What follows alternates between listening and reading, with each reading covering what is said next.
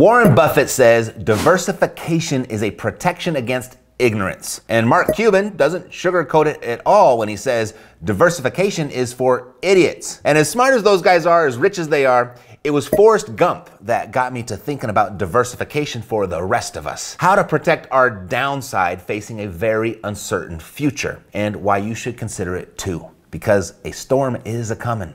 Let's go. Hi, my name is Matt Theriault, CEO of Epic Real Estate, where we show people how to invest in real estate so they can escape the daily grind and retire early. But is real estate alone going to be enough to preserve that early retirement? Warren Buffett and Mark Cuban aren't fans of diversification for themselves, as they're not just looking for a good return or stability in their investments, but rather they're looking to outperform the market, to outperform the world. They're looking to make the market, really. And there's a high level of experience and know-how required to do something like that.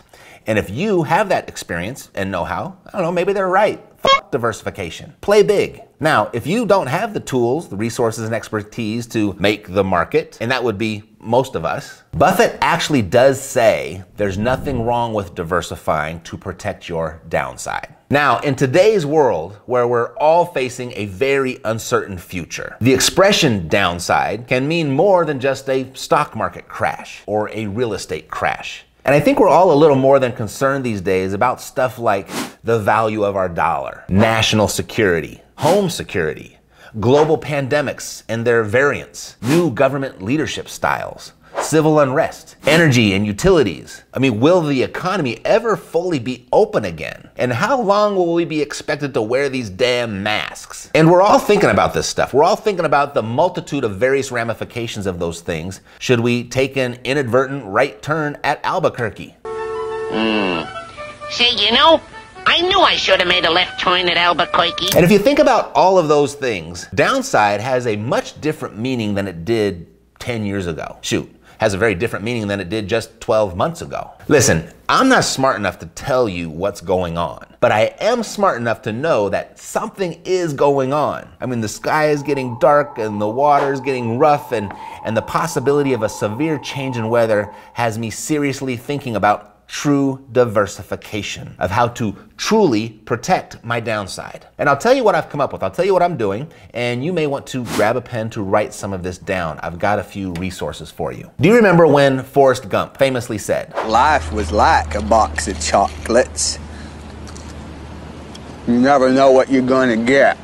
Of course you remember that. It's a classic. But let's think about it for a minute. How do you not know what you're going to get inside of a box of chocolates? I mean, wouldn't you absolutely always expect to find some sort of chocolate? You're certainly not gonna find keys to a Ferrari or a Rolex watch in that box. Now, to be fair to Forrest, I know what he means.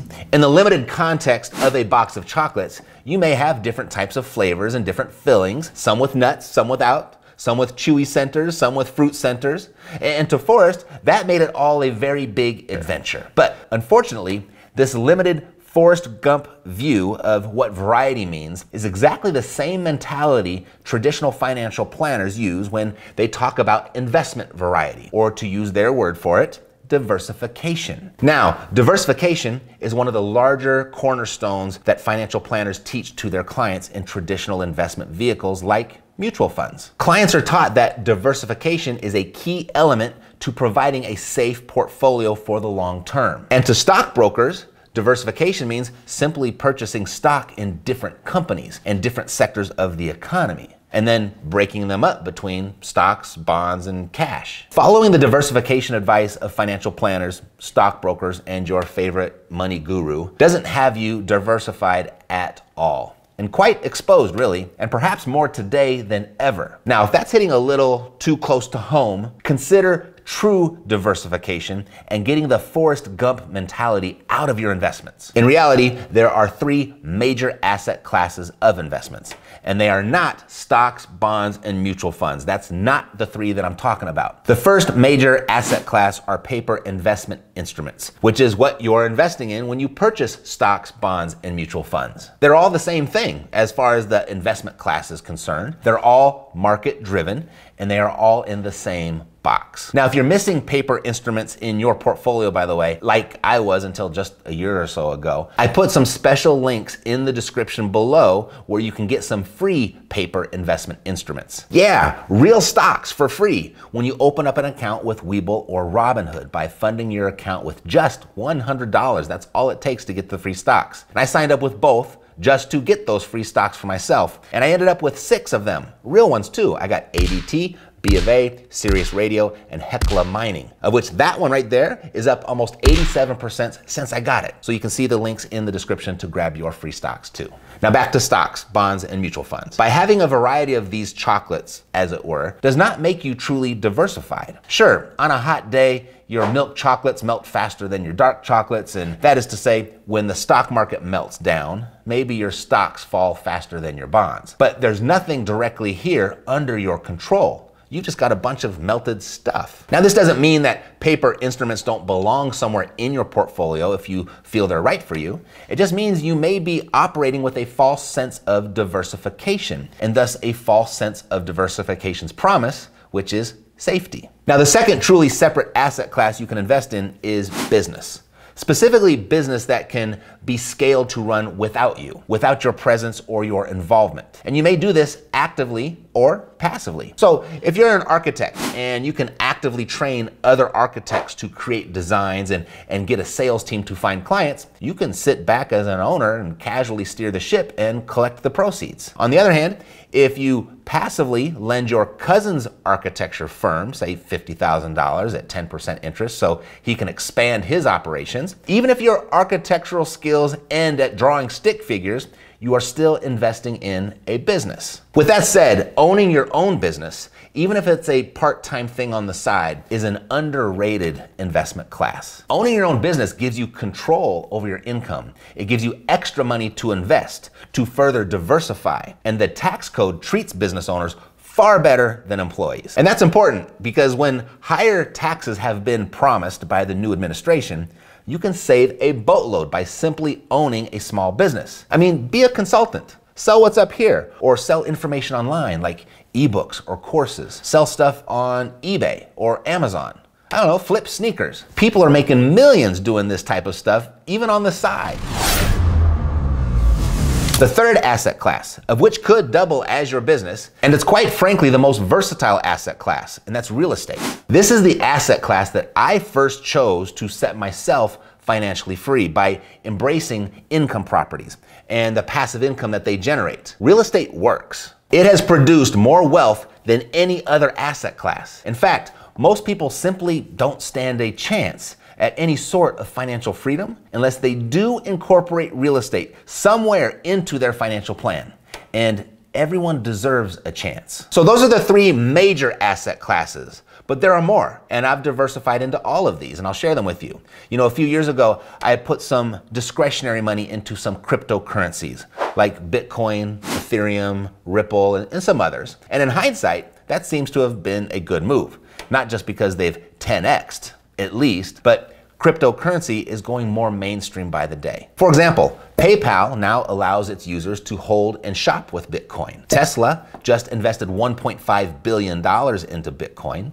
MasterCard just disclosed its plans to support cryptocurrency payments across its network. And every Chevron station right here in my city has a Bitcoin ATM. And it seems as more and more questions and doubts mount around centralized banking and our financial system, the future looks bright for crypto. But we'll see. 2 other asset classes I've made some small investments in, and I have to give credit to my friend Mitch Stevens for this when he told me that he's hoarding bullets and booze, and I thought that was hilarious. But his thoughts are, if Armageddon were to hit, what good would gold do you? And he says currency is going to be comprised of things with intrinsic value. And if doomsday fell upon us, nothing would have more value than bullets and booze. I thought it was a good argument. So I've got a little stockpile of those. And I got a small stash of gold and silver too, just in case. So where to begin? Even if I'm not on board with Warren Buffett's idea that diversification is a protection against ignorance, I am on board for this statement of his. Do not save what is left after spending,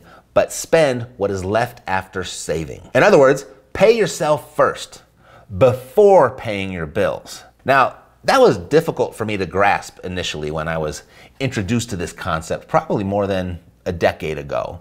I mean, how do your bills come second? That was contradictory to everything I had been taught growing up. Yet, I moved at the speed of instruction, as more of an experiment at first. You know, I started small with just $50 a week, deposited into a separate bank account that I had opened. And that experiment was really just to see if I'd feel it. And very much to my surprise, after just a few weeks, I noticed that I didn't even notice that missing $50 from my primary bank account. So I kicked it up to $100 a week. And again, I was pretty amazed that I barely noticed. You know, a good friend of mine, Kevin, recommended this book to me, Profit First.